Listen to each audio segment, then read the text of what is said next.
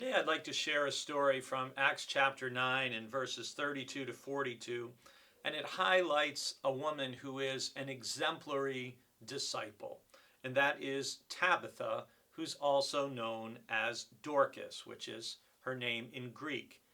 And we're told that she was devoted to good works and acts of charity.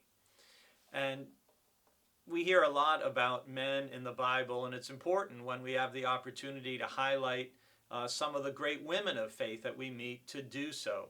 And so here in the port city of Joppa, and Joppa, for those of you who know your Bible, that dings a memory of, oh, that's where Jonah went.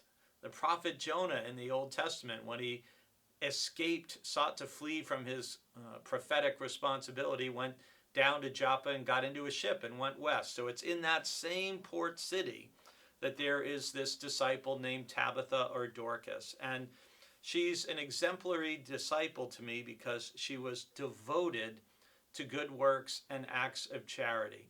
And I am always drawn to the people we meet in the pages of the Bible who are compassionate, who are generous, who are kind, and just share of themselves and are doing good to benefit other people. I just find people like that inherently both inspiring and attractive and appealing.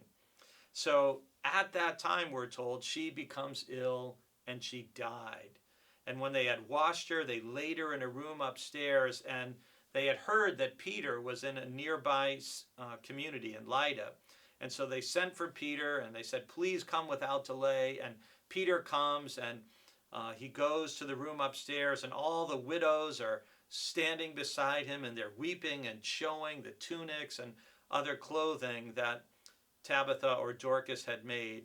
And Peter, he does something that he had seen Jesus do. You remember the story of Jesus healing the daughter of the leader of the synagogue, where he puts people out, and Peter then kneels down and he prays and he says, Tabitha, get up. Just like Jesus had said, Talitha cum, little girl, arise. And just as happened with Jesus, she opened her eyes, and seeing Peter, she sat up. And he gave her his hand and helped her up. Then calling the saints and widows, he showed them to be alive. And this became known throughout Joppa, and many believed in the Lord. Now, it's so cool to me to see Peter stepping in and doing the sorts of things that he saw Jesus do himself. And I'm also touched by the support and the mutual community that the widows share with one another here in Acts chapter 9.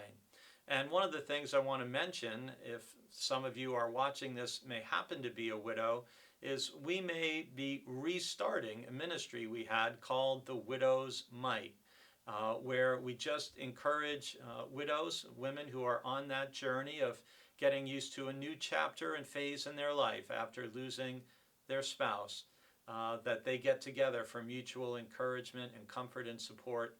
If you'd be interested in that group, please feel free to speak with me.